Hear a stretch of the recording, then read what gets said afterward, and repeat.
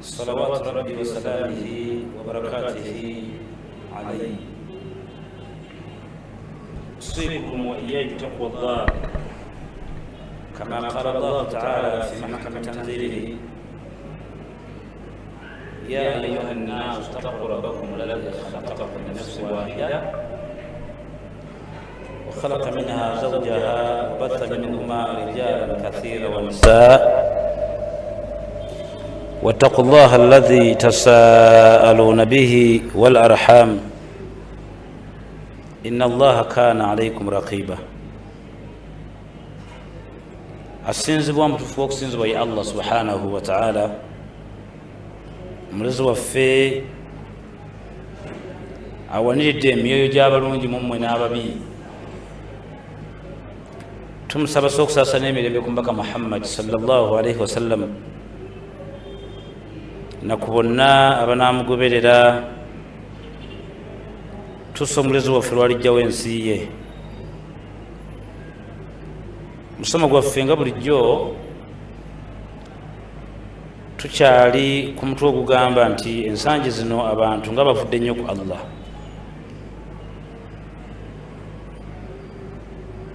Omulundi ogwayita twali tugezaako geraageranya obwonoonefu bw'abaganda baffe abaaliwo ku mulembe gwa Musa alaihi salatu wassalaamu ne Isa, obugeraageranye ne buno obuliwo, tulabe bali baba Allah yabazikiriza n'obusungu obutagambika ffe asobola otulemwa. Waliwo aya eri mu sura eyitibwa Nisa, aya 18. mu aya etula kujjamu ebintu binganga bisatu biidhinihi taala. Waliwo abantu mu nsi betuwangaala nabo nga bw'oba omulabye olina ekifaananyi ky'omulabamu nga kirala, naye ng'ate omuntu oyo ayina kyali ku mutima nga kirala. Babi nnyo mu Busiraamu ne mu mpangaala nga mulowooza nti omuddu mulowooza kimu, naye ng'ate ye saaboononefu asinga naye nga temukimanyi. Ab'ebitiibwa struggle y'okugenda nga twogera ku mazambi oba ku bwonoonefu, obwo buvunaanyizibwa bwa buli muntu gy'ali, oba obulabi gy'oli, oba obulabi mu makaago, oba obulabi mu lujjudde.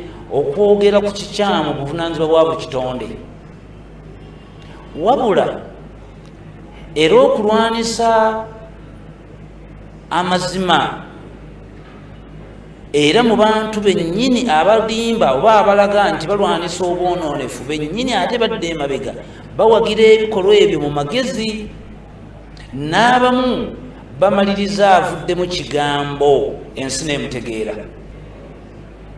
Gwe teweewuunya sheekh okubanga tazze ku mpewo bagamba nti essabo ttuufu, naye bw'aba ataalikoze ke kabonero kennyini akalaga nti sheekhe mu muzikiti alaga kirala, naye ate seeka awogera essabo.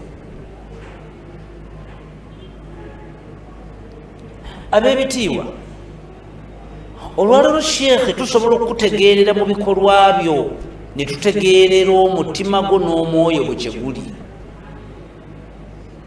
Mukkirize ku bwonoonefu obuli mu nsi obutambula kyewuunyisa ng'ate butandise okuviibwamu bamasheekhe. Sheekhe najjanga mugumu ddala n'abagamba nze kino nze ŋŋendo kiyimiriramu, oba mwetta mwette, oba bwonoonefu, kale Katonda n'ayokyanze. Wali sheekhe gwe nazudde ng'alina ezzambi lyali mu kulangirira, lyali mu kugamba nti ye agenda kulitambulirako n'obujulizi abuyina, Katonda akole kyayagala. Ezzambi lyayagala okuwagira lyaleeta lirimu bino ebintu wammanga 5 mwolitandika bino mwobirinda. Mwolinda obwamalaaya, bw'otandika ezzambi eryo olinda okutta, bw'otandika ezzambi eryo lirimu okubba, bw'otandika ezzambi eryo lirimu obwavu. Naye ate sheekhe yagambye eryo nkakasa Katonda yaliragira, nga ne ayati mugenda kuziraba ngenda ziba we ziri mu 10 nga Allah yagaana. Kati sheekhe twagala naye ajje ayogereyo aya wadde kale 2 nga Allah yaliragira. ab'ebitiibwa obwononefu bususse mu nsi bwe bubanga ate abakulembeze abatutwala oba be mwandisuubidde nti bamasheekhe bateeka okusomesa ku bantu ate yavuddeyo mu zambi eryo, olwo kiba kitegeeza wagenda kubaawo kaweefube munene owannaalumanya ne saalumanya mulina okusituka nga tulwanisa obwononefu oba aboononefu. aya yajja mu sura eyitibwa Nisaa eyo 18 Allah yagamba nti yastakhfuuna min annansi wala yastakhfuuna min Allah wahuwa maahum idh yubayituuna ma la yarda min alqawli wa kana Allahu bima ya'maluna muhita.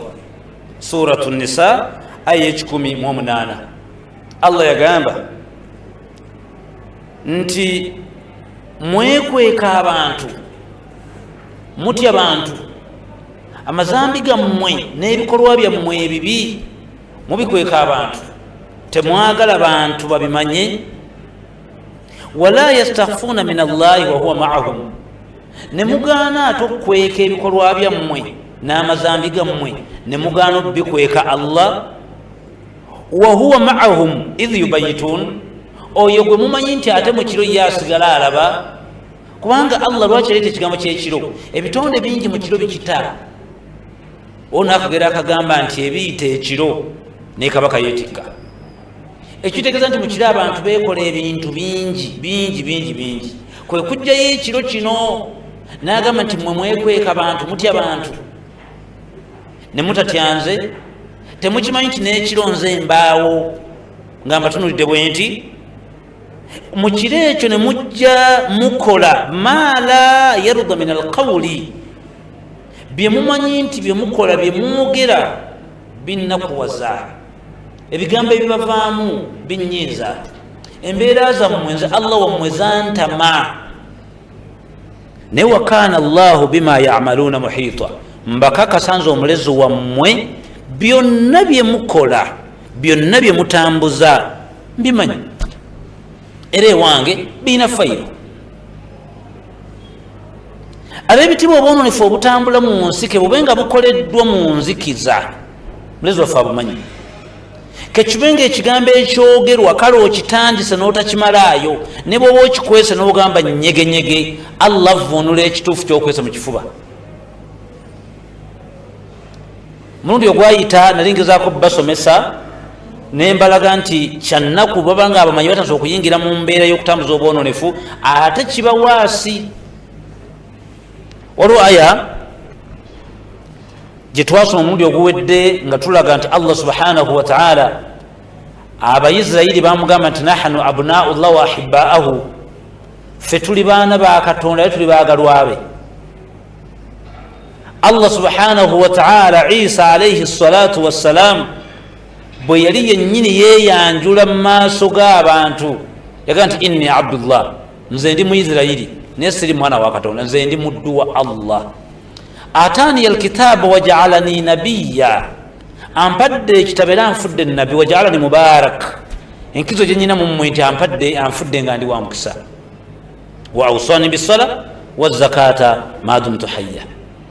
Katwafulumyemu ekigambo ekigamba nti Abayisirayiri baagalwa ba Allah era baana be, bo beeyita baana be, Allah tabayitangako baana be. Ekyokuba nti baagalwa be kituufu, yabaagala nnyo ne bagamba nahnu abna'u Allah wa ahibba'ahu, tuli baana ba Katonda tuli baagalwa be. Tebaali baana be, bakyetuuma. Naye mu bitiibwa ebyo byolaba byabawa ebyokuba nti baagalwa be, naye nabo yabakwatanga lw'amazambi gaabwe. Ab'ebitiibwa gwani sheekh waffe omu, obanga sinaba wa sheekh oyo, hadisi emu aya eyo bwekka, Abi Hurayra radiyallahu anhu atunyuza agamba nti Muhammadin sallallahu alayhi wasallam yajja n'atugaziiriza aya eyo, n'atunyonnyola ki omubaka Allah kyabadde agezaako okutegeeza mu aya eyo. Abantu bano abalaga ekirala mu bantu, naye nga mu kiro batambuza bwonoonefu, mu kiro bakola birala, so bwe badde eno ate bali kirala. Kati n'obeera ng'obuzaabuzibwa oyo sheekhe oba si sheekhe, omuddu ono aliki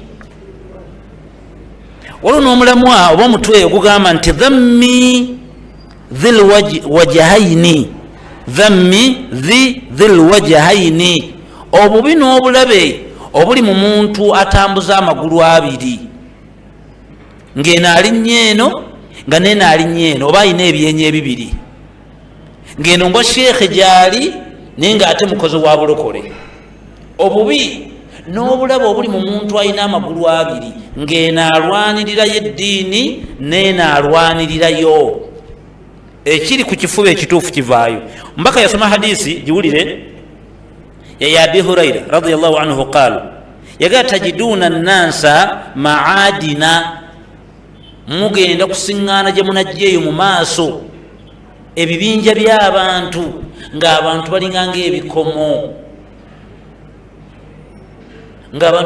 ebikomo ono waddemu okwambala ekya bbulu oyinza okwambala ekya yero oyinza okwambala ekya redi nga bikomo biri awo self service ng'abantu balinganga ebikomo khiyaruhum fi ljahiliya khiyaruhum fi lislamu idha fuqihu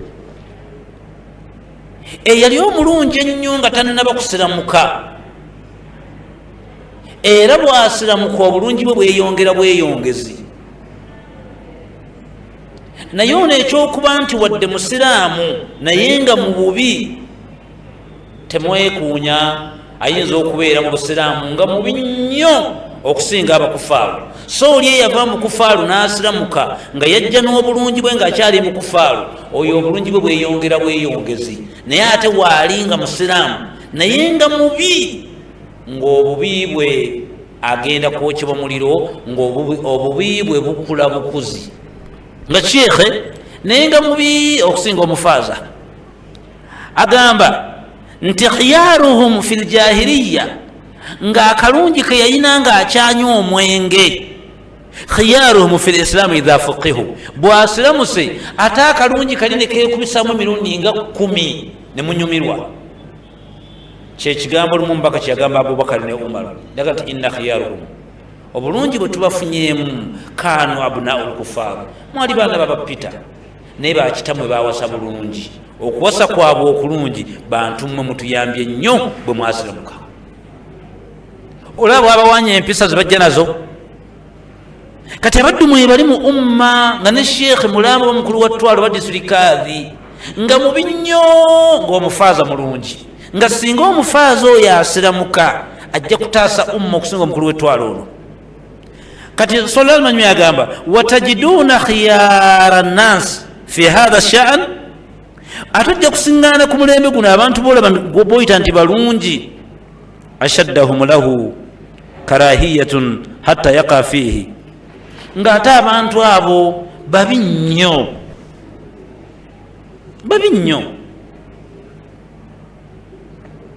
nagamba nti watajiduna sharra nnasa idha wajahaini omuntu gwogenda okusiŋŋaana mu nsi asinga okuba omubi asala n'okwegobako temuddamu namuliraana yoyo ayina ebyenya ebibiri alladhi ya'ta haulai biwajhihi bw'aba n'abonoonefu oba naye bantu gundi abalaga nti mulungi era ali nabo wa haulai biwajhihi ate bw'aba atuuse mu gurupu endala nabo abagamba ali nabo era nga mulungi gye bali yagamba ambaka tamanyiyo munafuusi mu nsi na Allah gwagenda kuboneza atuuka oyo kati wulira sheekhe wammwe omu bamuyita Muhammad Bukenya azaalibwa kyoteraawo taata we Seeka Badiri azaalibwa ku kyalo bakiyita Buyingi yasomesaako lumu kyotera bayita kyotya Central mu mwaka gwa 94, 95, 96 eriko sheekhe nga mulungi gasomesa ekyoteraawo mu mwaka gwa 2001 n'agenda mu bitundu by'e Kasensero abamanyiyo n'akuba akayimba n'omuwala bamuyitanga Nantongo Janaati azaalibwa Kakuuto so omuwala oyo wali e Masaka mu Nnyendo yafumbirwa omusajja bayita Moses mu mwaka gwa 2005 n'addayo e Kasensero n'azannya ekifirimu ne imaamu omu eyali atwala Kasensero imaamu oyo nga yeyambudde era yambadde kishooti nga kyalimu nazanya ngaomubbi. Abasiraamu beegugunga imaamu ebangawo ku bukulembeze yali imaamu wekasensero. Sheekhe wammoye gwe mubagamba Muhammadi Bukenya mu mwaka gwa 2006 nakuba akayimba akalala n'abagamba amannya agakyusizza yenze Medicapo. Mwaka gwa 2021 mwaka gwa 2021 ya nakuba akayimba akalala. Olwo abasiraamu ne bamunaabira mu maaso kyotera, era kyotera main mosque ogw'abasajja bakulu kitaawe mwe yali asaalira yavaamu olubya obukulembeze kubanga kati yekaazi w'ekibuli ate masigi yali ya Supreme Council yavaamu. Ne bamugoba bamuwandiika mukataddamu kulinnyawo n'asala waakuza ebiviiri bye muyeeyonanga bwe yeeyonoola ne bamuta. Kyambuuseeko ate jjo ng'avudde yalwanirire Kaziwe Kapo omuyimbi ng'era agamba ayina obujulizi obutagambika era akakasa bulungi nnyo akimanyi nti Allah subhanahu wa ta'ala ekyamutumisa bannabbi bonna be muwulira omuli Muhammadin sallallahu alaihi wasallam, omuli Isa, omuli Yusufu, Zakariya, Bahudu n'abalala, Allah yagenda beetegereza bannabbi abo nga be bali basinga obuloboozi obujja okunyumisa okuyimba. Era n'alonda Muhammadi ku mulembe guno ajja amuteekako ku Kulaani ng'amulonze ng'alabye nga ye muyimbi ayinza okuwooma okusinga. Kaakati bw'abanga omusajja oyo omwononefu amanyikiddwa dikisuli y'ekyotera ate yavuddeyo ku lw'eggwanga okulwanirira ate aboononefu, tugamba nti ate omwononefu ate alwanirira aboononefu. Naye era ekyo tekimala, kati kambabuuse ne aya zino 10 ziwulire. Allah yatugamba mu sura eyitibwa Yasin ng'ayogerera ddala ku kigambo ky'omubaka Muhammadin sallallahu alaihi wasallam abalowooza nti musajja muyimbi, n'amugamba nti wama allamnahu shi'ira wama yambaghi lahu, siyigirizaako Muhammadi kuyimba era tikigwana Muhammadi kuyimba. In huwa illa dhikirun wa Qur'anun mubin, Qur'ani gyemuwulira asoma tayimba, okwo kuba kutendereza Allah. Ebyo bigambo nno ebirongoofu ebyolwatu ebyava ewa Allah, okwo si kuyimba. Ekyo kimu. Muhammadi Bukenya bw'ogamba nti tusaana okuyimba, Medi Bukenya bw'ogamba tusaana okuyimba, oyina okuddayo mu aya endala Allah bwe yagamba nti ash-shu'ara yattabi'uhumul ghaawun. Allah yakozesa ekigambo ekyo nga kiranga ekijereegerera okukkakkanya. Bwe kuba nga okuyimba kulungi ab'ebitiibwa, obwonoonefu buwambye nnyo ensi, ng'obwonoonefu obwo n'aba buwagira ate b'amasheekhe. Allah yagamba nti ash-shu'ara yattabi'uhumul ghaawun. Omuyimbi wabeera ng'ayimba wabeerawo bikafeera ebyawuba bimawube bipita ebitalina magezi ebiwuliriza. Ekigambo gaawi kitegeeza mawube, muntu eyawuttaala. Allah tasobola kuddira kintu kyayagala n'agamba nti ate mawube akoze ekintu. Yagamba nti omuyimbi wabeera abeera n'ebikafeera ebyawuba bimawube, kiba kitegeeza omuyimbi amuyise mawube, bimawube binne bizza okuwulira. Lwaki amuyise bimawube? Anti omuyimbi bw'avaamu ekigambo ekigamba nti labadaba mukyamu kyamu kyamu kyamu kyamu labadaba mukyamu kyamu kyamu, onoonya ekigambo ekiri mu kyamu kyamu ne kikubula, naye n'embuzi eyasasudde mawube etudde ate yeenyumirwa. Era ono ayimba n'asiriikirizaamu mawube neddemu nti kyamu kyamu. Allah kwe kugamba nti ash-shu'ara'u yattabi'uhumul ghaawun. Omuyimbi wabeera ng'ayimba wabeerawo bikafeera ebyawuba ebimugoberera, naddira abagobererwa abayimbi nti muli bakafeero b'amawuba abaawuba. Ekyo kyakubiri. Ekyokusatu, omulezi waffe Allah subhanahu wa ta'ala yalaga nti oluyimba bigambo bya bulimba. Okuyimba bigambo eby'obulimba. Ebigambo ebyo bijwetekebwa ku nsonga etali ntuufu, era ye n'akisalawo nti okuyimba bigambo bya bulimba. walladhina la yashhaduna az-zur wa idha marru billaghwi marru kirama, byali bitende ebyo byabakkiriza abatya Allah subhanahu wa ta'ala nti abaddu bengenda okuwejjana tebabeera wali bigambo bya bulimba. nibwatuuka awantu webali nga bawoggana baleekana basitula amaloboozi ayitawo mpola ye n'agenda.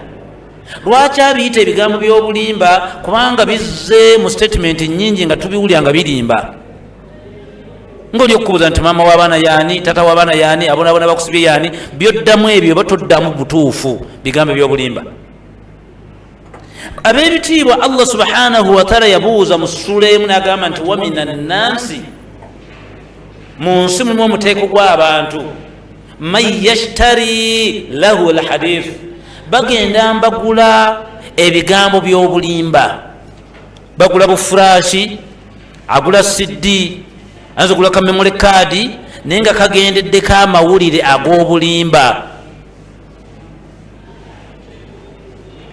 Ebigambo ebyo wayattakhidhuha huzuwa, ne bagenda batuula awantu babiteekako babiwulirize, naye ebigambo ebyo bireeta omugayaalo, bibajja ku Allah, bibalagajjaza ne bava ku mateeka ga Allah. Yagala bamaliriza abantu abo bononefu. Ebigambo byabagamba okugenda okugula, yali ategeeza kukwata ssente genda kusasula kutuulayo, oba gula ka furashi owulirize ewaka, oba ogula esijja oteke mu mmotoka. Kyali ategeeza Allah. Awo yagaana. Allah lumu yayogera ku mukyala w'omubaka Muhammadin sallallahu alaihi wasallam, nabbi nga akyalina mulamu, ng'agaana abakyala b'omubaka okusitulanga amaloboozi awali abasajja. Yaga nti fala tahdana bilqawl fayatma'u alladhi man fi qalbihi marad. Temukkirizanga abakyala okwogera awali abasajja nga bakerebeza amaloboozi. Abalina obulwadde bw'obwamalaaya bujja kusituka, bajja kwenda. Kati watya omuyimbi nga abadde zo bayimbiramu nga Nuwaji bw'ayambala bashiba, osigala waggulu. Ekisembayo kubamu akafaanani nga bayisa omuyimbi yenna gwesi tamanyi linnya ku mukolo, naye omukolo ogwo ng'omuyimbi tamanyi nti kuliko nnyina, nnyina nga yazze ne muganda we, olwo ye maama w'omuto, yazze ne muwala w'omuto, ye muganda wo ggwe, yazze ne ssenjajja maama we, ye jjajjaawo ggwe. Kati gwe omuyimbi obasanze ku mukolo, osanzeeko nnyoko, osanzeeko maama wo, osanzeeko maama we jjajjaawo, osanzeeko sisita we, osanzeeko muganda we. Ne bakuwa oyimbemu, ne bakuwa oyimbemu, naye ng'ogenda bagamba nti oba omuyimbi ng'agenda kubuuza nti mu mpale yo mulimu ki? Obuuza nnyoko, kyo kibuuza jjajjaawo, kibuuza muganda wo, okibuuza jjajjaawo azaala maama wo. Obuuza nti mu mpale yo mulimu ki? Kyayi oba buugi. Muyimbi ozze ku mukolo tomanyi baliwo, naye oli mu kuyimba. Obuuza nti mu mpale yo mulimu ki? Kyayi oba buugi. Ab'ebitiibwa okuyimba kukkakkanya ensa z'omuntu, ogwamu ekitiibwa. Kati muganda wange gwe yeeyise sheekhe omwononefu, walangiridde ezambi ebbi mu bantu. Ezambi lye tuzze tukoma ku bantu liveewo, olikomezzaawo mu bantu. Tuli ku mutwe ogugamba nti omulembe guno abaddu bavudde nnyo ku Allah subhanahu wa ta'ala. Ojja kugenda mu sura eyitibwa Fussilat aya ya 41, Allah ga nti inna alladhina yulhiduna fi ayatina la yakhfawna alayna afaman yulqa fi nnar khayr amma ya'tiya amina yawm alqiyama ay i'malu ma shi'tum innahu bima ta'maluna basir. Bantu abali mu nsi nga mukola ebintu byesitaagala, temuluza nti gye musula simanyiiyo. Kukwata enkutte kizensi kwagala, oba gwe najja mu nsi nga ngenda muwa gye n'abaafunyemu, mukole bye mwagala naye gye muli mmanyiiyo era nja bakwata. Aya esembayo olw'obudde gisange mu sura eyitibwa Tariq. Allah yagaa nti wassamaa'i wattariq wama adraka ma ttariq annajmu thaaqibu. Bwe yamala yagaa nti in kullu nafsun lamma alayha hafidhu. Buli muntu atambula mu nsi kino kimanye nakutega bamalayika babiri, buli kyokola nekyoyogera bawandiika ne bakwata ekifaananyi. Mukkirize olw'obudde tujja kutandikira awo omulundi ogunajja tukereyemu. Hayakumullah wa jazakumullahu khaira. Assalamu alaikum wa rahmatullahi wa barakatuh. Bulungi mugendeyo mwongere okuwagira monthly supporters n'omukutu gwaffe gwatuwegerako ogwa dawaka. Hayakumullah. Namba y'essimu eri 0702 001306. Assalamu alaikum wa rahmatullahi wa barakatuh.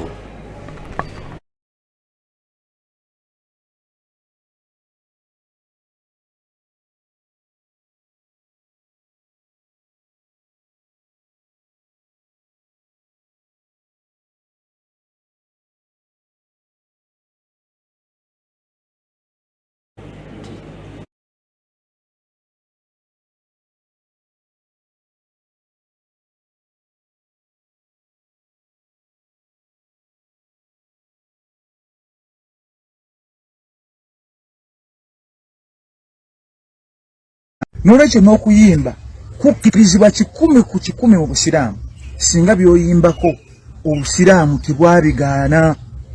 Kakati abayimbi batandise okutya nalabye batiisa Kazibwe Kapo bambi nga nekyayogera tamanyi nti alinayo Sheikh Wemme Dabo Kenya amuyambeko naga nti waliwo n'ebibye ebirala n'atuuka okugamba nti n'okuyimba kubi ye nga Kazibwe Kapo. Nedda, okuyimba buweereza nga naawe seeka bw'onaayimirira wali n'oyisaamu obubaka obusika abantu okujja eri Katonda.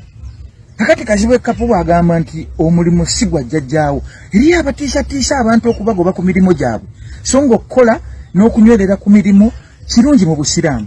Kati Kazibwe Kapo bw'ayimba oluyimba olwo kikyamu kyekiri awo. N'olwekyo okuyimba kukkirizibwa mu Busiraamu. Basahaba bayimba, abaana b'abasahaba bayimba, ba imaamu bayimba, ate era mwatte okuyimba kw'amaanyi. Kyova olaba nti Katonda era yalondanga abantu ab'amaloboozi abalimu okuyimba nga mwe muyitira obubaka bwe. Kebere Qur'ani bw'obanga togisomye mu ngeri eri musical form eba tenyuma okugeza. Singa omuntu agambye nti bismillahirrahmanirrahim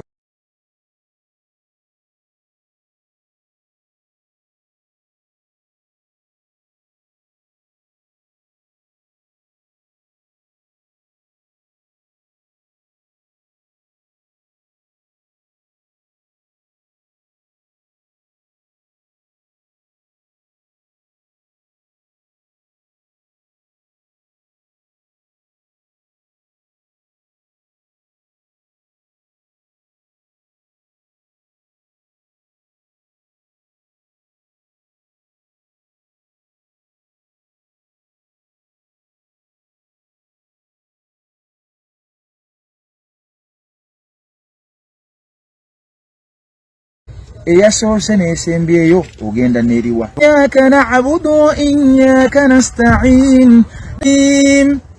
Alhamdulillahi rabbil alamin arrahmanir rahim maliki yawmiddin. Iyyaka na'budu wa iyyaka nasta'in.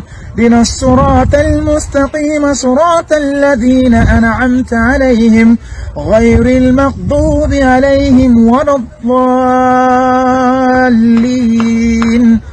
eyasoose n'esembyeyo ogenda n'eriwa. Kkiriza obagaana enerimu ka musical form ate yeewooma yetuula ku mutima. Okuyimba kya butonde, Katonda akiteekawo ng'akyagala, tewaba waakulimba nti kiri haramu. Okuyimba kukkirizibwa 100 ku 100 mu Busiraamu.